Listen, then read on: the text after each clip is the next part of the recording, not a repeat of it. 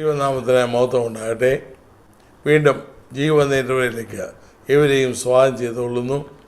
ദൈവജനമായി നിൽക്കുവാൻ കർത്താവ് ഒരവസരം കൂടെ തന്നതിനായി തിരുനാമത്തെ നന്ദിയോടെ സ്തുതിക്കുന്നു.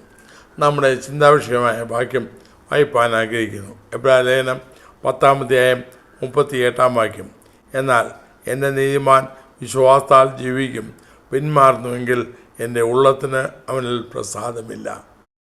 നാം കഴിഞ്ഞ 2 വീഡിയോകളിൽ വിശ്വാസത്താലുള്ള ജീവിതം എന്താണെന്നും അതുമൂലം എന്തൊക്കെ ഉണ്ടാകുമെന്നും നാം ചിന്തിച്ചല്ലോ. അല്ലെങ്കിൽ വിശ്വാസ ജീവിതം ലോകത്തിലേക്കും ശ്രേഷ്ഠമായ ഭാഗ്യകരമായ ജീവിതമെന്നും വിശ്വാസ ജീവിതം ക്രിസ്തു കേന്ദ്രീകൃതമായ ജീവിതമാണെന്നും വിശ്വാസ ജീവിതം കർത്താവിന് മഹത്വമായ ജീവിതമാണെന്നും നാം ചിന്തിച്ചല്ലോ. 4ാമത് ഒരു കാര്യം കൂടെ എനിക്ക് പറയുവാനുള്ളത്, വിശ്വാസ ജീവിതം പരിത്യാഗത്തിൻ്റെ ജീവിതമാണ്. എ ലൈഫ് ഓഫ് സാക്രിഫൈസ്, ത്യാഗത്തിൻ്റെ ജീവിതമാണ്. ഇന്ന് നാം എല്ലായിടത്തും കാണുന്നത് കുലുക്കിക്കൂത്തുകാരൻ പറയുന്ന പോലെ വെയ് രാജാവൈ 1 വെച്ചാൽ 3 കിട്ടും എന്ന് പറയുന്നത് പോലെയുള്ള, കർത്താവ് വിശ്വസിച്ചാൽ നിന്നൊക്കെ കിട്ടും, വല്ല തലയാകും എന്നൊക്കെ പറഞ്ഞ് നടക്കുന്ന അന്തരീക്ഷം മുഴുവൻ, ക്രൈസ്തവ കോളത്തിലെ അന്തരീക്ഷം മുഴുവൻ ഇപ്രകാരമുള്ള ശബ്ദങ്ങൾ കൊണ്ട് നിറഞ്ഞിരിക്കുന്ന കാലമാണ്. അതിൻ്റെ നടുക്ക് ഒറ്റപ്പെട്ട ഈ ശബ്ദമൊക്കെ ആരും കേൾക്കാൻ പോകുന്നില്ല. ചിലെങ്കിലും കേട്ടാൽ അവർക്ക് പ്രയോജനം. എന്നാൽ വിശ്വാസ ജീവിതം ശരിയായി ത്യാഗത്തിൻ്റെ ജീവിതമാണ്, ലോകത്തിന് നേട്ടമുണ്ടാക്കുന്ന ജീവിതമല്ല. കർത്താവ് വ്യക്തമായി പറഞ്ഞായിരുന്നു, ഒരുവൻ എൻ്റെ പിന്നാലെ വരാനുസരിച്ചാൽ അവൻ തന്നെത്താൻ തിരിച്ച് തൻ്റെ ക്രൂശെടുത്ത് എന്നെ അനുഗമിക്കട്ടെ. യേശു ക്രിസ്തു എന്തു ചെയ്തു എന്ന് ഫിലിപ്പിയർ 2-ാം അധ്യായത്തിൽ വ്യക്തമായി പറയുന്നുണ്ടല്ലോ. അപ്പോൾ തനിക്കുള്ളതെല്ലാം തേച്ചു, അവസാനം ലോകത്തിൽ വന്ന് തൻ്റെ പ്രാണനെയും തേച്ചു. സകലവും തേച്ച കർത്താവിനെയാണ് നാം ഇന്ന് സേവിക്കുന്നത്. അങ്ങനെയെങ്കിൽ അവനിലുള്ള വിശ്വാസത്താൽ ജീവിക്കുന്നവനെങ്കിൽ ഇവിടെ നേട്ടം ഉണ്ടാക്കാൻ ഉള്ള ജീവിതമല്ല, കോട്ടങ്ങൾ മാത്രമേ ചിലപ്പോൾ കാണുകയുള്ളൂ. തികഞ്ഞ പരാജയമായ ലോകം മുദ്രയിൽ കുത്താം. എന്നാൽ ആ ജീവിതമാണ് ജീവിതം, വിജയകരമായ ശ്രേഷ്ഠമായ ജീവിതം, അർത്ഥവത്തായ ജീവിതം. നാം നേരത്തെ ചിന്തിച്ച പോലെ ഈ ക്രിസ്തു കേന്ദ്രീകൃതവും ക്രിസ്തുവിന് മഹത്വമായി ജീവിക്കുമ്പോൾ എന്നിൽ എൻ്റെ കർത്താവ് മഹത്വപ്പെടണം എന്ന ചിന്തയോടെ ജീവിക്കുമ്പോൾ മറ്റൊന്നിനും അവിടെ സ്ഥാനമില്ല. ലോകത്തിൻ്റെ പദവികൾക്ക് സ്ഥാനമില്ല, ലോകത്തിൻ്റെ ഇൻപങ്ങൾക്ക് സ്ഥാനമില്ല, ലോകത്തിൻ്റെ അംഗീകാരത്തിന് സ്ഥാനമില്ല. ഇന്ന് പൊതുവെ കാണുന്ന അങ്ങനെയാണല്ലോ, നമ്മളെ 4 പേര് അംഗീകരിക്കണം, 4 പേര് അറിയണം. വെറുതെ ഒതുങ്ങിയിരുന്നാൽ പോരാ, നമുക്ക് ഒന്ന് കയറി വരണം. അതിന് വേണ്ട എല്ലാ അടവും പ്രയോഗിക്കുന്നു. ഇതൊന്നും ക്രിസ്തീയ ജീവിതമല്ല. യേശുക്രിസ്തുവിൻ്റെ മാർഗം പരിത്യാഗത്തിൻ്റെയാണ്.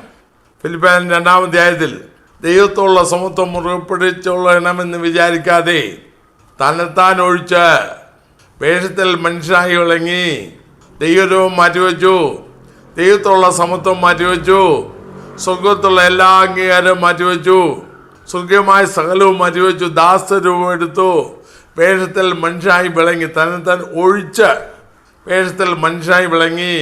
അതുമാത്രമല്ല, മരണത്തോളം, ഏറ്റവും അപമാനകരമായ മരണമായ ക്രൂശ് മരണത്തോളം തന്നെത്താൻ താഴ്ത്തി. ഹി എംപ്റ്റീഡ് ഹിംസെൽഫ്, തന്നെത്താൻ വെറുമയാക്കി, കാലിയാക്കി. ആ യേശുവിൻ്റെ മാർഗമാണ് വിശ്വാസമാർഗം. അപ്പോൾ വിശ്വാസത്താൽ നാം ജീവിക്കുന്നുവെങ്കിൽ തീർച്ചയായിട്ടും അവിടെ ലോകത്തിൻ്റെ നേട്ടങ്ങൾക്ക് സ്ഥാനമില്ല. പരിത്യാഗം. അപ്പോസ്തല പ്രവൃത്തി ഞാൻ അടിക്കടി ഉദ്ധരിക്കുന്നൊരു വാക്യമുണ്ടല്ലോ, അപ്പോസ്തല പ്രവൃത്തി 20-ാം അധ്യായം 24-ാം വാക്യം. പൗലോസ് പറഞ്ഞതാണല്ലോ, എങ്കിലും ഞാൻ എൻ്റെ പ്രാണനെയും വിലയിരുത്തായി എണ്ണുന്നില്ല, എൻ്റെ ഓട്ടവും ദൈവകൃപയുടെ സുവിശേഷത്തിന് സാക്ഷ്യം പറയുന്നതിന് കർത്താവായ തന്ന ശുശ്രൂഷയും തികയ്ക്കണമെന്നേ എനിക്കുള്ളൂ. എൻ്റെ മനുഷ്യന് ഏറ്റവും വിലയേറിയത് അവൻ്റെ പ്രാണനാണ്. ലോകത്തിൽ മറ്റെന്തും തൻ്റെ പ്രാണന് വേണ്ടി മനുഷ്യൻ കൂട്ടുകളയും. എന്നാൽ അതിനെയും വിലയിരുത്താൻ എണ്ണുന്നില്ല, അതിനെയും യാഗപ്പെടുത്തി വെച്ചു. ഞാൻ പഠിക്കുന്ന സമയത്ത് ഒരു ഇംഗ്ലീഷ് പോയം പഠിച്ചത് എനിക്ക് അല്പമായി ഓർമ്മ വരുന്നു. The love that lays upon the altar, the dearest and the best. അത് തന്നെയാണ് ക്രിസ്തീയ ജീവിതത്തിലും. അത് മാതൃഭൂമിയുള്ള സ്നേഹത്തെക്കുറിച്ച് പറയുന്നതിന് അത് പഠിച്ചത്. ക്രിസ്തീയ ജീവിതത്തിലും അത് തന്നെ. ഏറ്റവും സ്നേഹിക്കുന്നതിനെയും ഏറ്റവും പ്രിയപ്പെടുന്നതിനെയും ഏറ്റവും നല്ലതിനെയും യാഗപീഠത്തിൽ വയ്ക്കുന്ന ജീവിതം. അബ്രഹാം വിശ്വാസികളുടെ പിതാവെന്ന് വിളിക്കപ്പെട്ടല്ലോ. അതെങ്ങനെ? യാക്കോബ് പറയുന്നത് മകനെ യാഗപീഠത്തിൽ വെച്ചതിനാൽ അല്ലയോ, ഇസാക്കിനെ യാഗമർപ്പിച്ചതിനാൽ വെച്ച് അല്ലയോ. ദൈവത്തിൻ്റെ യാഗപീഠത്തിൽ ഇസ്ഹാക്കിനെ ബലിപീഠം പണിത് ആ ബലിപീഠത്തിൽ വയ്ക്കുന്നതിന് മുൻപ് സ്വയം ദൈവത്തിൻ്റെ യാഗപീഠത്തിൽ തന്നെ താൻ അർപ്പിച്ചവനായിരുന്നു അബ്രഹാം. അതുകൊണ്ടാണ് അവന് ഇസ്ഹാക്കിനെ യാഗം അർപ്പിക്കാൻ പറഞ്ഞപ്പോൾ വലിയ വിഷമം തോന്നാത്തത്. ഉടനെ അനുസരിച്ചത് ദൈവത്തെ അനുസരിക്കുന്ന ജീവിതം. എന്ത് നഷ്ടപ്പെട്ടാലും, എന്ത് ലോകത്തിൽ എന്ത് വന്നാലും, പദവികൾ പോയാലും, അംഗീകാരം പോയാലും, മിത്രങ്ങൾ ശത്രുക്കളായാലും, നക്ഷത്രത്തിന്മേൽ നഷ്ടം വന്നാലും അതൊന്നും വിഷയമില്ല. എബ്രായ സഭ പ്രകാശനം ലഭിച്ചതിന് ശേഷം, പ്രകാശനം ലഭിച്ച സമയത്ത് എന്ത് ചെയ്തുവെന്ന് ഇതേ നാം വായിച്ച നമ്മുടെ കുറിവാക്യമായി എടുത്ത 10-ാം അധ്യായത്തിൽ തന്നെ ഉണ്ടല്ലോ. പ്രകാശനം ലഭിച്ച ശേഷം നിന്ദകളാൽ ഒക്കെ കൂത്തുകാഴ്ചയായി അവർ ഭവിച്ചു. മറ്റുള്ളവരുടെ മുൻപിൽ ഏറ്റവും ഹീനമായ രീതിയിൽ അവരായി. പക്ഷേ അത് മാത്രമല്ല, തടവുകാരോട് നിന്ദകളാലും പീഡകളാലും കൂത്തുകാഴ്ചയായി ഭവിച്ചും ആ വക അനുഭവിക്കുന്നവർക്ക് കൂട്ടുകാരികളായി തീർന്നു. ഇങ്ങനെ കഷ്ടങ്ങൾ വളരെ പോരാട്ടം കഴിച്ച പൂർവ്വകാലം ഓർത്തു. അപ്പോൾ അവർ ആരംഭത്തിൽ വളരെ കഷ്ടം സഹിച്ചു, വളരെ പോരാട്ടങ്ങൾ നേരിട്ടു. അവർ സന്തോഷത്തോടെ സഹിച്ചു. മാത്രമല്ല, അവരുടെ സമ്പത്തുകൾ അപഹരിച്ചപ്പോൾ സ്വർഗത്തിൽ നിലനിൽക്കുന്ന ഉത്തമ സമ്പത്തുണ്ടെന്നുള്ള ബോധത്തിൽ അവിടെയും അവർ നിരാശപ്പെട്ടില്ല. അതും സന്തോഷത്തോടെ സഹിച്ചു. ഇന്ന് അന്യായം കാണിക്കുകയും വാങ്ങിച്ചത് കൊടുക്കാതിരിക്കുകയും വഞ്ചന പ്രയോഗിക്കുകയും നീചമായ മാർഗങ്ങളിൽ കൂടെ പണം ഉണ്ടാക്കാൻ ശ്രമിക്കുകയും ചെയ്തിട്ട് അവൻ്റെ കൂടെ ചെന്നിരിക്കാമെന്ന ധരിക്കുന്നത് വെറുതെയാണ്. വിശ്വാസ മാർഗമാണോ? അത് ത്യാഗത്തിൻ്റെ മാർഗമാണ്. വളഞ്ഞ വഴി കൂടെ നേട്ടം ഉണ്ടാക്കുന്ന മാർഗമല്ല. ഞാൻ മുൻ വീഡിയോയിൽ രണ്ട് വാക്കുകൾ പറഞ്ഞതല്ലോ. തീത്തോസ് ലേഖനത്തിലെ ദുർലാഭമോഹി ദുരാദായം ഉണ്ടാക്കുന്നവർ. അതല്ലേ എന്ത് കാണുന്നേ? എത്ര ദുഃഖകരം. ആരെ തകർത്താലും, ആരെ ചവിട്ടി തേച്ചാലും എനിക്ക് നേട്ടം ഉണ്ടാക്കണം, ഞാൻ എൻ്റെ പേര് വലുതാക്കണം. ഈ പ്രവണതയല്ലേ ഈ കാലത്ത് കാണുന്നത്. എന്നാൽ തീർത്തു പറയട്ടെ, വിശ്വാസമാർഗം ത്യാഗത്തിന് കഴിഞ്ഞ തലമുറയിൽ ജീവിച്ചിരുന്ന ഭക്തന്മാരോട് ചോദിച്ചാൽ അവർ പറയും, അങ്ങും ഇങ്ങുമൊക്കെ വിരളമായിട്ട് ചിലരുണ്ട്. അവരോട് ചോദിച്ചാൽ അവർ പറയും വിശ്വാസമാർഗം ഇതാണ്. ലോകത്തിൻ്റെ പുറകെ പോകുന്നതല്ല, ലോകത്തിൻ്റെ പദവിയുടെ പുറകെ പോകുന്നതല്ല. എന്ത് വില കൊടുത്തും എത്ര പണം ചെലവാക്കിയും അധികാരം പിടിച്ചെടുക്കുന്ന മാർഗമല്ല. എന്ത് കുത്സിത മാർഗം ഉപയോഗിച്ചും മുൻപിൽ വരുന്ന മാർഗമല്ല. വിശ്വാസമാർഗം തന്നെ താൻ ത്യജിക്കുന്ന മാർഗമാണ്. തന്നെ പ്രാണനെ ത്യജിക്കുന്ന മാർഗമാണ്. സുഖം ത്യജിക്കുന്ന, ലോകത്തെ വെറുക്കുന്ന, സ്ഥാനമാനങ്ങളെ വെറുക്കുന്ന, അംഗീകാരത്തെ വെറുക്കുന്ന ഒന്നും വേണ്ട. പൗലോസ് പറഞ്ഞത് ഞാൻ സ്ഥിരം പറയാറുണ്ടല്ലോ, ഫിലിപ്പിയർ ലേഖനം 3-ാം അധ്യായത്തിൽ വ്യക്തമായി പറയുന്നല്ലോ, എല്ലാം ചവറ്. ഈ ലോകത്തിൻ്റെ സ്ഥാനമാനങ്ങളും ലോകത്തിൻ്റെ അംഗീകാരവും ലോകത്തിൻ്റെ പദവികളും എല്ലാം ഈ കർത്താവുമായി നോക്കുമ്പോൾ അവയെല്ലാം ചവറ്. അപ്പോൾ ആ അളവുകൾ വെച്ച് നോക്കുകയാണെങ്കിൽ ഇന്ന് വിവാദം പറയുന്ന ആ കഥാപാത്രങ്ങൾ നല്ല ശതമാനവും ലോകസുഖത്തിന് പുറകെ പോകുന്നവരല്ലേ, ദേമാസിൻ്റെ കൂട്ടുകാരല്ലേ. പൗലോസ് റോമിലെ താഴ്വരയിൽ കിടക്കുമ്പോൾ സങ്കടത്തോടെ പറയുന്നുണ്ടല്ലോ, ദേമാസ് ഈ ലോകത്തെ സ്നേഹിച്ചിട്ട് എന്നെ വിട്ട് തെസ്സലോനിക്കയിലേക്ക് പോയി. അവൻ്റെ ജ്യേഷ്ഠന്മാരില്ലേ ഇന്നത്തെ കാലത്ത് നാം. എത്ര ദുഃഖകരമാണ്, എത്ര ദുഃഖകരം. വിശ്വാസ ജീവിതം പരിത്യാഗത്തിൻ്റെ ജീവിതമാണ്. അർഹമായതുപോലും കിട്ടാതെ വരുമ്പോൾ സ്തോത്രം പറയുന്ന ജീവിതമാണ് വിശ്വാസ ജീവിതം. പലയിടത്തും അർഹിക്കുന്ന അംഗീകാരം കിട്ടത്തില്ല, മനുഷ്യരെ മാനിക്കത്തില്ല. പൗലോസ് പറഞ്ഞത്, നിങ്ങൾ കൂത്തുകാഴ്ചയായി തീർന്നിരിക്കുന്നു. We have become A spectacle. നല്ല കാര്യമായി. ഇന്ന് ആരെങ്കിലും നിന്ദിച്ചാൽ, എന്തെങ്കിലും കളിയാക്കിയാൽ, എന്തെങ്കിലും പരിഹസിച്ചാൽ അതിനൊക്കെ നിയമ നടപടിക്ക് പോകുന്ന കാലത്തല്ലേ നാം ജീവിക്കുന്നേ. ഒന്ന് പറഞ്ഞ് രണ്ടാമത്തേന് കോടതി. അവിശ്വാസിയായ ജഡ്ജിയുടെ മുൻപിൽ, കർത്താവിനെ അറിയാത്ത ജഡ്ജിയുടെയും വക്കീലന്മാരുടെയും മുമ്പിൽ കാളനാത്തിക്കൽ പറക്കാനിരിക്കുന്ന വിശുദ്ധന്മാർ എന്ന് അവകാശപ്പെടുന്നവർ, പറക്കുകയില്ല വേറെ കാര്യം, അവകാശപ്പെടുന്നവർ പോയി വിവരിക്കാൻ എത്ര കോടി മുടക്കാനും ഒരു മടിയുമില്ല. ഇത് വിശ്വാസ ജീവിതമല്ല. വിശ്വാസ ജീവിതം ത്യജിക്കുന്ന ജീവിതം, സ്വന്തം പ്രാണനെ പോലും വലിയതായി എണ്ണാത്ത ജീവിതം, സ്വന്തമായതെല്ലാം പോയാലും എനിക്ക് എൻ്റെ കർത്താവ് മതി എന്നുള്ള ജീവിതം. C T. Studd, Hudson Taylor, David Livingstone, ഭക്തന്മാരുടെ പട്ടിക നീളുന്നു. ഇത് പാശ്ചാത്യർ. നമ്മുടെ നാട്ടിലോ നമ്മുടെ നാട്ടിൽ ജീവിച്ചിരുന്നവരോ എത്ര വിശുദ്ധന്മാർ ത്യജിച്ചു. സുഖം ത്യജിച്ചു, ലോകം ത്യജിച്ചു, പദവി ത്യജിച്ചു ക്രിസ്തു നിമിത്തം. കർത്താവായ ക്രിസ്തുവിനെ കുറിച്ചുള്ള അറിവ് അവർക്ക് കിട്ടിയപ്പോൾ, അവനെക്കുറിച്ച് പരിജ്ഞാനം പ്രാപിച്ചപ്പോൾ, ഈ ലോകത്തിൽ ഒന്നും വേണ്ട, യേശു മതി. തമിഴ്നാട്ടിൽ ഒരു അറിയപ്പെട്ട കർത്തദാസി ഉണ്ടായിരുന്നു. അവരെഴുതിയ ഒത്തിരി ആത്മീയ ഗാനങ്ങൾ അവർ എഴുതിയിട്ടുണ്ട്. ഒരു തലമുറയെ വളരെ സ്വാധീനിച്ച, ഇന്നും സ്വാധീനിക്കുന്ന അവരുടെ ഗാനങ്ങൾ. അതിൽ പൊൻപൊരുൾ വേണ്ടാം യേശുബോധം, പൊന്നും വെളിയും ഒന്നും വേണ്ട യേശു മതി, മണ്ണാസൈ വേണ്ടാം യേശുബോധം, ലോകത്തിന് മോഹം വേണ്ട യേശുബോധം, യേശു മതി, ഉലകമേ വേണ്ട ലോകമേ വേണ്ട യേശു മതി, ആത്മനേസർ യേശുബോധം, എൻ്റെ ആത്മമണവാളൻ യേശു മതി. അത് എൻ്റെ ബാല്യപ്രായത്തിൽ കേട്ടതാണ്. ഇന്ന് ഞാനത് ഓർക്കുന്നു, ഇന്നും അത് പാടുന്നു. നമ്മളെല്ലാവരും പാടും. സുഖസൗകര്യങ്ങളുടെ നടുവിൽ വിരാജിച്ചിരുന്നുകൊണ്ട് സുന്ദരനാമാനോഹര നിന്നേ പിരിഞ്ഞീ ലോഹയാത്ര, പ്രാകൃതരാം ജാരന്മാരെ ഭരിക്കുമോ വത്സല. അവന്മാരുടെ കക്ഷത്തിൽ ഇരുന്നേച്ചായി പാടുന്നേ, അതല്ലേ കാണുന്നേ. മണ്ണേ പ്രതി മാണിക്യം പിടിയില്ല ഞാൻ. അയ്യോ, ഒരു ലജ്ജയുമില്ലാതെ, ഒരു കുറ്റബോധമില്ലാതെ പിടിപ്പിക്കുക. ഈ മണ്ണിൻ്റെ പുറകെയല്ലേ പോകുന്നത്. മാണിക്യം ഉപയോഗിച്ച് മണ്ണിനെ വാങ്ങിക്കുന്ന പ്രവണതയല്ലേ ഇക്കാലത്ത് കാണുന്നത്. ഇത്ര കട്ടിയായിട്ട് പറയുമെന്ന് വിചാരിച്ചാലും പറഞ്ഞു പോകുന്നു. ഇതാണ് ഇന്ന് നടക്കുന്നത്. പക്ഷേ വിശ്വാസ ജീവിതം അതല്ല. പരിത്യാഗത്തിൻ്റെ ജീവിതം, തന്നെത്താൻ പുറമേയാക്കുന്ന ജീവിതം. കർത്താവായിശുവിനെ അനുഗമിക്കുന്നവന് ഈ ലോകത്തിൽ ചിലപ്പോൾ ഒരു അംഗീകാരം ഇല്ലെന്ന് വരാം. കർത്താവും പറഞ്ഞത്, ലോകത്തിൽ നിങ്ങൾക്ക് കഷ്ടമുണ്ടെങ്കിലും ധൈര്യപ്പെടുവിൻ, ഞാൻ ലോകത്തെ ജയിച്ചിരിക്കുന്നു. ഇതാണ് കർത്താവിൻ്റെ മാർഗം. അപ്പോൾ വിശ്വാസ ജീവിതം പരിത്യാഗത്തിൻ്റെ ജീവിതം മാത്രമാണ്. വിശ്വാസ ജീവിതം ലോകത്തിലേക്കും ഭാഗ്യമായത് ശരി, ക്രിസ്തു കേന്ദ്രീകൃത ജീവിതം, കർത്താവിനെ മഹത്വപ്പെടുത്തുന്ന ജീവിതം, പരിത്യാഗത്തിൻ്റെ ജീവിതം.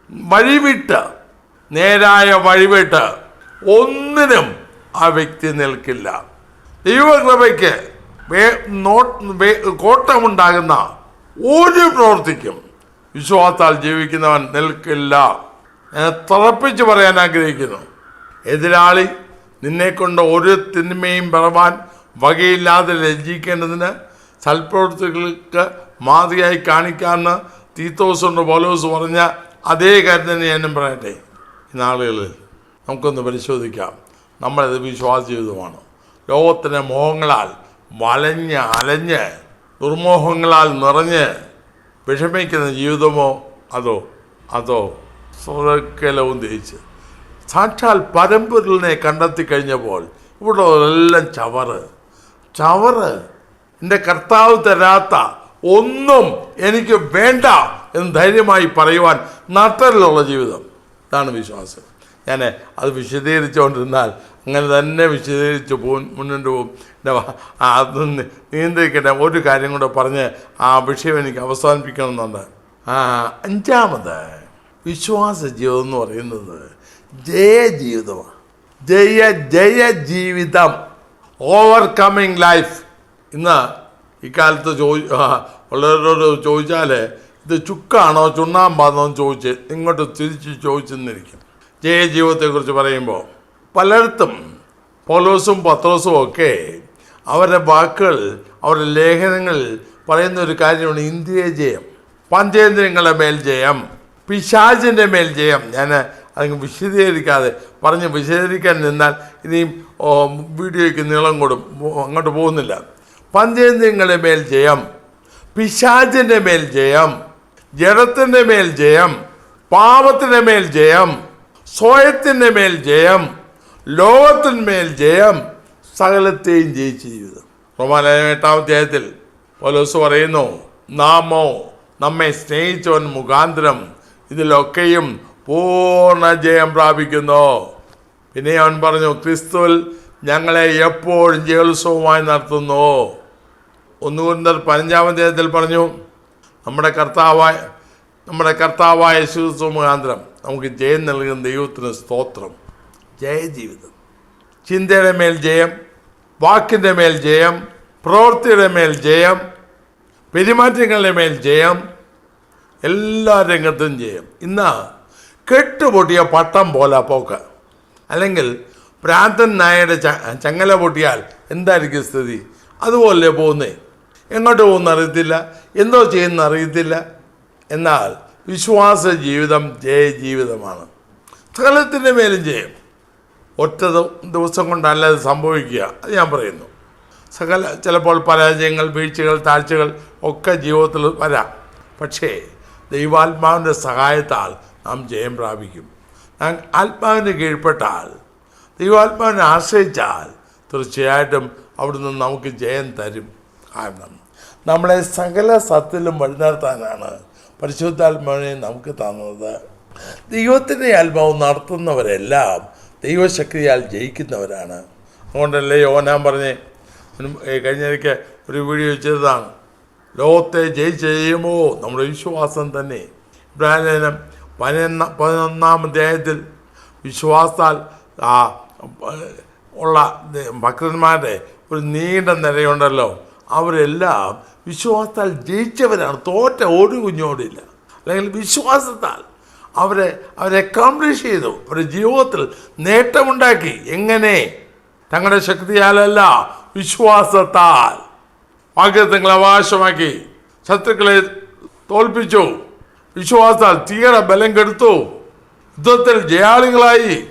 അപ്പോൾ വിശ്വാസ ജീവിതം ജയജീവിതമാണ്.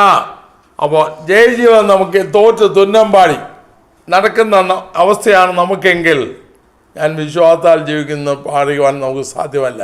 എൻ്റെ നീതിമാൻ വിശ്വാസത്താൽ ജീവിക്കും എന്ന് പറയുമ്പോൾ തോക്കുമെന്നല്ലല്ലോ പറഞ്ഞേ. അവിടെ വേറെ കാര്യം പറഞ്ഞു, പിന്മാറുന്നു എങ്കിൽ എൻ്റെ ഉള്ളത്തിന് പ്രസാദമില്ല. പിന്മാറാനല്ല. അപ്പോൾ വിശ്വാസ ജീവിതം ജയജീവിതമാണ്. സകലത്തെയും ജയിപ്പാൻ വിശ്വാസത്താൽ, ഞാൻ ഒന്നുകൂടെ പറയുന്നു, വിശ്വാസത്താൽ സാത്താനെ ജയിക്കുന്നു, വിശ്വാസത്താൽ ലോകത്തെ ജയിക്കുന്നു, വിശ്വാസത്താൽ ജഡത്തെ ജയിക്കുന്നു, വിശ്വാസത്താൽ സ്വയത്തെ ജയിക്കുന്നു, വിശ്വാസത്താൽ പാപത്തെ ജയിക്കുന്നു.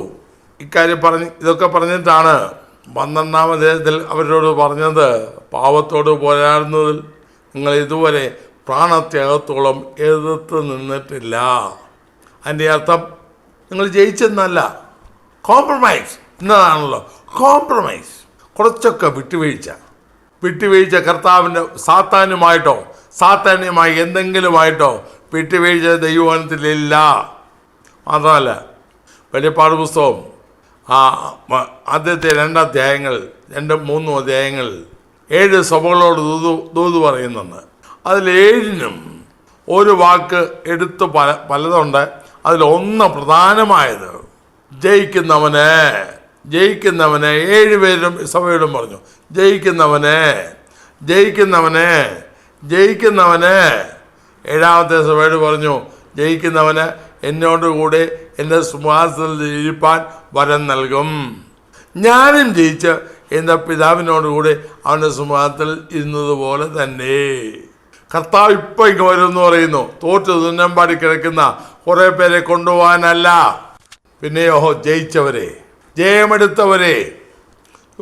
ഇങ്ങനൊക്കെ പറയാനൊക്കെ വാസേ, ഇത് കാലം വരെയല്ലേ, 21-ാം നൂറ്റാണ്ടല്ലേ, ശാസ്ത്രീയമായി ഇത്ര വളർന്ന ലോകത്തിൽ അല്ലേ ഇങ്ങനെയൊക്കെ പറയാമോ എന്ന് ഇങ്ങനെ നോക്കിയാൽ 2 മാസേ എന്നൊക്കെ പറഞ്ഞേക്കാം. ഏലിയാവ് ഞാൻ ഒരുത്തൻ മാത്രമേ ഉള്ളെന്ന് പറഞ്ഞപ്പോൾ ഏലിയാനോട് ദൈവം ഒരു കാര്യം പറഞ്ഞായിരുന്നു.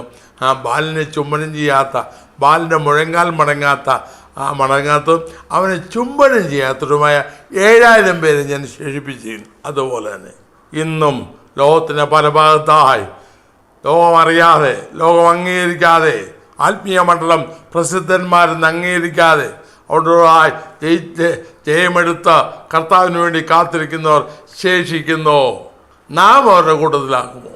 അല്ലെങ്കിൽ നാം കോംപ്രമൈസ് ജീവിതക്കാരോ, വിട്ടുവീഴ്ച ലോകത്തോട് സാത്താനൊക്കെ വിട്ടുവീഴ്ച ജീവിതക്കാരോ, അതോ ഒരു വിട്ടുവീഴ്ചയും ചെയ്യാതെ വിശ്വാസത്തിന് ബല കൊടുത്ത് ജീവിക്കുന്നവരോ? വളരെ ചിന്തിക്കണമേ. വിശ്വാസത്താൽ ജീവിക്കുന്നത്. അപ്പോൾ വിശ്വാസ ജീവിതം എന്ന് പറയുന്നത് ജയജീവിതമാണ്. ജീവിതം എന്ന് പറയുമ്പോൾ അവിടെ വിശുദ്ധ ജീവിതമാണ്, അവിടെ അവൻ്റെ പരിപൂർണതയുണ്ട്. എഫെസ്യരിൽ പറഞ്ഞല്ലോ, ദൈവത്തിൻ്റെ എല്ലാ നിറവിനോളം നിറഞ്ഞു വരണമെന്ന്. ദൈവത്തിൻ്റെ എല്ലാ നിറവിനോളം നിറയുന്ന, സകലത്തെയും ജയിച്ച ജയജീവിതം. ഇത് സാധിക്കണമെങ്കിൽ വിശ്വാസം നമ്മൾ സജീവമായി വേണം. ഞാൻ സന്ദർഭവശാൽ അത് പറഞ്ഞോട്ടെ, ഒരു കെട്ടിടപ്പണിക്ക് ഫൗണ്ടേഷൻ ഇട്ടു. ഞാനിപ്പം ഇന്ന് രാവിലെ ഒരു പ്രാർത്ഥനാ യോഗത്തിന് ചുരുങ്ങിയ മിനിറ്റുകൾ സംസാരിച്ച പെട്ടെന്ന് എന്നെ ബലപ്പെടുത്തിയ ഒരു ചിന്തയോടെയും പറയാം. എനിക്കത് ഞാൻ ആദ്യമായിട്ട് എങ്ങനെ ചിന്തിക്കുന്നത്, അതായത് ഒരു നാം പണിയാണ്, അടിസ്ഥാനമൊക്കെ ഉറപ്പ് ഒരു പക്ഷേ കോൺക്രീറ്റ് ചെയ്ത് ഇട്ടിരിക്കുക. അതിൻ്റെ പുറത്ത് കുറേ വെറും കട്ടകൾ പെറുക്കി വെച്ചാൽ ആ കെട്ടിടത്തിന് ഉറപ്പുണ്ടാകത്തില്ല. പിന്നെ സിമെൻറ്റും മണലും ചേർത്ത് ആണല്ലോ കുഴച്ച് ആണ് കെട്ടുക. സിമെൻറ്റും മണലും ചേർത്ത് അത് കുഴയ്ക്കാതെ വെച്ചാലും അത് ഉണങ്ങി കഴിയുമ്പോൾ ഉറയ്ക്കത്തില്ല. സിമെൻറ്റും മണലും നല്ലോണം വെള്ളം ഒഴിച്ച് അത് കുഴച്ച് പാകപ്പെടുത്തി, മാത്രമല്ല സിമെൻറ്റ് ഇടുമ്പോഴേ ഒരു 25 ഒന്ന് വെച്ച്, അല്ലെങ്കിൽ ഒരു ചട്ടി സിമെൻറ്റിന് 30 ചട്ടി മണ്ണ് വെച്ച് ഇട്ട് മിക്സ് ചെയ്ത് അങ്ങോട്ട് കയറ്റി വെച്ചാൽ ഒരൊറപ്പും കാണത്തില്ല. ഒരു തൊഴിലെടുക്കുമ്പോൾ അത് ആരെ പോകും. എന്നാൽ ശരിയായ അനുഭവത്തിൽ ഈ അടിസ്ഥാനത്തിനും കട്ടയ്ക്കും ഇടയ്ക്ക് മോട്ടർ അങ്ങോട്ട് പറ്റി, അല്ലെങ്കിൽ ആ സിമെൻറ്റും മണലും കൊണ്ട് നമ്മൾ കുഴച്ചുണ്ടാക്കിയ മിശ്രം ശരിയായി വെച്ച് കെട്ടിപ്പൊക്കിയാൽ ആ കെട്ട് നിലനിൽക്കും. ഇതുപോലെ ക്രിസ്തു യേശു ഇട്ടിരിക്കുന്ന അടിസ്ഥാനത്തിന്മേൽ എന്തെങ്കിലും വെച്ച് കെട്ടി ഉണ്ടാക്കാനല്ല, ശരിയായ അനുഭവത്തിൽ ദൈവവചനപ്രകാരം ദൈവത്തിൻ്റെ ആത്മാവിൽ നാം പണിയപ്പെടുന്നു എങ്കിൽ, നമ്മുടെ ജീവിതത്തെ പണിതുയർത്തുന്നു എങ്കിൽ നമുക്ക് നിരാശപ്പെടേണ്ടി വരത്തില്ല. കാറ്റ് വന്നാലും മഴ വന്നാലും ഓളം വന്നാലും തിരമാല വന്നാലും ഒന്നും നമ്മുടെ ജീവിതം തകർന്നു പോകത്തില്ല. അപ്പോൾ ഞാനീ പറഞ്ഞ 5 കാര്യങ്ങളാണ് ദൈവാത്മാവ് എന്നെ പഠിപ്പിച്ചത്. ഒരു പക്ഷേ മറ്റൊരാൾക്ക് മറ്റ് പല ചിന്തകളും കിട്ടിക്കാണാം, പക്ഷേ എന്നെ പഠിപ്പിച്ചത് ഞാൻ ദൈവസ്ഥൽ ശ്രദ്ധിക്കുന്നതാണ്. ഒന്ന്, ക്രിസ്തീയ ജീവിതം അല്ലെങ്കിൽ വിശ്വാസ ജീവിതം ലോകത്തുള്ള മറ്റ് ജീവിതങ്ങളെക്കാൾ ഭാഗ്യകരമാണ്. വിശ്വാസ ജീവിതം യേശു ക്രിസ്തുവിൻ്റെ കേന്ദ്രീകൃത ജീവിതമാണ്. ക്രിസ്തുവിൻ്റെ പുറത്ത് വിശ്വാസ ജീവിതം ഇല്ല. വിശ്വാസ ജീവിതം യേശു ക്രിസ്തുവിനെ മഹിമപ്പെടുത്തുന്ന ജീവിതമാണ്.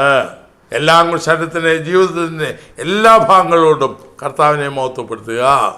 4, വിശ്വാസ ജീവിതം പരിത്യാഗത്തിൻ്റെ ജീവിതമാണ്. പ്രാണനെ പോലും വിലയേറിയതായി എണ്ണാതെ അതിനെപ്പോലും ത്യജിക്കുന്ന ജീവിതമാണ്.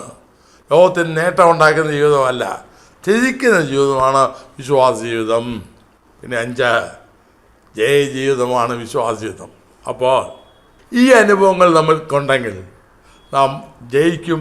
ഭാഗ്യകരമായ രീതിയിൽ പ്രാഗൽഭ്യത്തോടെ ശ്രേഷ്ഠമായി പത്രോസ് പറയുന്ന പോലെ നിത്യരാജ്യത്തിലേക്കുള്ള പ്രവേശനം ധാരാളമായി പ്രാപിക്കുമെന്ന് പത്രോസ് പറയുന്ന പോലെ 2 പത്രോസ് 1:11 ഇങ്ങനെ ചെയ്താൽ നിങ്ങൾ ഒരു നാളും ഇടറിപ്പോകാതെ നമ്മുടെ കർത്താവിൻ്റെ രക്ഷിതാവുമായ യേശു ക്രിസ്തുവിൻ്റെ നിത്യരാജ്യത്തിലുള്ള പ്രവേശനം ധാരാളമായി പ്രാപിക്കും.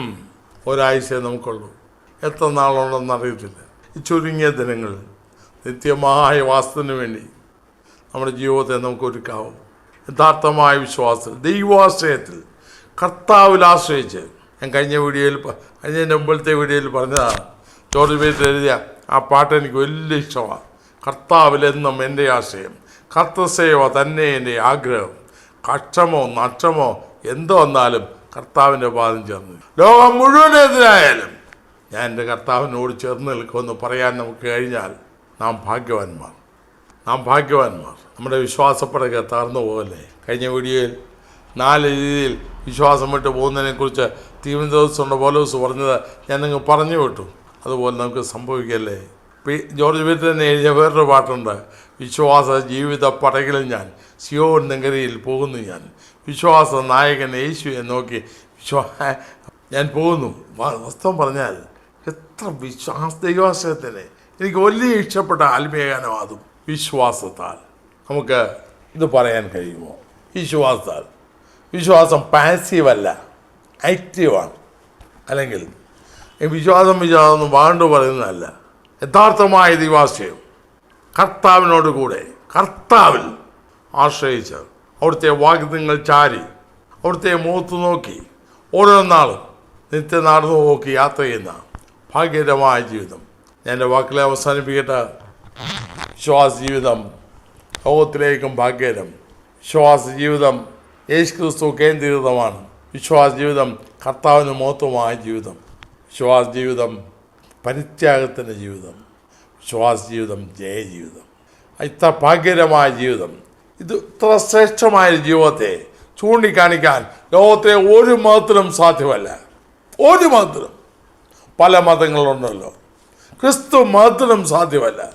യേശു ക്രിസ്തുവിൽ മാത്രം ഈ ഭാഗ്യകരമായ ജീവിതം നയിപ്പാൻ കർത്താവ് തിരഞ്ഞെടുത്തിരിക്കെ അത് വേണ്ട രീതിയിൽ അനുഭവിച്ച് ജയിക്കുന്നവരായി കർത്താവിനെ മഹത്വപ്പെടുത്തി ലോകത്തിലെല്ലാം ജയിക്കേണ്ടി വന്നാലും കർത്താവിനോട് ചേർന്ന് നിന്ന് സ്ഥലത്തിന് മേലും ജയമെടുത്ത് അവനോടുകൂടെ പ്രാണനാഥനോടുകൂടെ അവിടുത്തെ സിംഹാസനത്തിൽ ഇരിപ്പാൻ ഭാഗ്യം ലഭിക്കുക എത്ര ധന്യമാണത്. അതിനാണ് കർത്താവ് വിളിച്ചത്. നമ്മെ ആരെയും തോൽക്കാൻ വിളിച്ചില്ല, പരാജയപ്പെടാൻ വിളിച്ചില്ല. പിന്നെയോ ജയിച്ചവനോടുകൂടെ അവിടുത്തെ സിംഹാസനത്തിൽ ഇരിപ്പാൻ വളരെയധികം അതിന് നമ്മളെ സഹായിക്കട്ടെ. യഥാർത്ഥ വിശ്വാസത്താൽ വിശ്വാസ ജീവിതം നയിപ്പാൻ കർത്താവ് നമ്മെ സഹായിക്കട്ടെ. അവനിൽ വിശ്വസിച്ച് അതിൻ്റെ വിശ്വാസത്തിൻ്റെ അനന്തരഫലമായ ശ്രേഷ്ഠമായ നിത്യങ്ങൾ ദൈവത്തിൽ പ്രാപിച്ച് സ്വർഗീയ മർമ്മങ്ങൾ പ്രാപിച്ച് സ്വർഗീയരായി ജീവിപ്പാൻ കർത്താവ് സഹായിക്കട്ടെ എന്ന് നമുക്ക് പ്രാർത്ഥിക്കാം. കർത്താവെ, സ്നേഹവനായ സ്വർഗീയപിതാവേ, നല്ല സ്നേഹിതനായ സ്തോത്രം. അതാ കഴിഞ്ഞ 3 വീഡിയോ ആയി വിശ്വാസ ജീവിതത്തെക്കുറിച്ച് ഞങ്ങൾ അല്പമായി ചിന്തിച്ചല്ലോ. വിശ്വാസ ജീവിതം ലോകത്തിലേക്കും ശ്രേഷ്ഠമായ ജീവിതമെന്നും വിശ്വാസ ജീവിതം യേശു ക്രിസ്തു കേന്ദ്രീകൃത ജീവിതമെന്നും ക്രിസ്തുവിനെ മഹത്വപ്പെടുത്തുന്ന ജീവിതമെന്നും വിശ്വാസ ജീവിതം പരിത്യാഗത്തിന് ജീവിതമാണെന്നും വിശ്വാസ ജീവിതം ജയകരമായ ജീവിതമാണെന്നും സവിസ്തരമായി ചിന്തിപ്പാൻ അങ്ങ് സഹായിച്ചതിനായി സ്തോത്രം. കർത്താവെ, ഇന്ന് ക്രിസ്തുവിനെ നയിച്ച് ജയജീവം നയിച്ച് എൻ്റെ കർത്താവിന് വിശ്വാസം കാത്തവരായി, വിശ്വാസത്തിൽ നിലനിന്നവരായി, വിശ്വാസത്തിന് നല്ലവർ പരിചയവരായി അങ്ങനെ സ്ഥലം നിൽക്കുവാൻ അവിടെ ഞങ്ങളെ സഹായിക്കണമേ. എന്നെ കേൾക്കുന്ന പ്രിയപ്പെട്ടവരോട് ദൈവത്തിന് ആത്മാവ് സംസാരിക്കണമേ. കർത്താവേ, അങ്ങേ വിട്ട് നശിച്ചു പോകുന്ന ജീവൻ നയിപ്പാൻ ഞങ്ങളെ അനുവദിക്കരുതേ. അങ്ങോട്ടുകൂടെ ഞങ്ങളുടെ സുമാനത്തിൽ ഇരിക്കത്തക്ക രീതിയിൽ വിശ്വാസ ജീവിതത്തിൽ വളരുവാൻ ഞങ്ങളെ സഹായിക്കണം. യേശു ക്രിസ്തുവിന്റെ നാമത്തിൽ പിതാവേ, ആമേൻ. ഈ വീഡിയോ നിങ്ങൾക്ക് അനുഗ്രഹമായെങ്കിൽ മറ്റുള്ളവർക്കും ഷെയർ ചെയ്ത് കൊടുക്കുക. നിങ്ങൾക്കായി പ്രാർത്ഥിക്കുക. ദൈവമായ കർത്താവ് നിങ്ങളെ അനുഗ്രഹിക്കുമാറാകട്ടെ.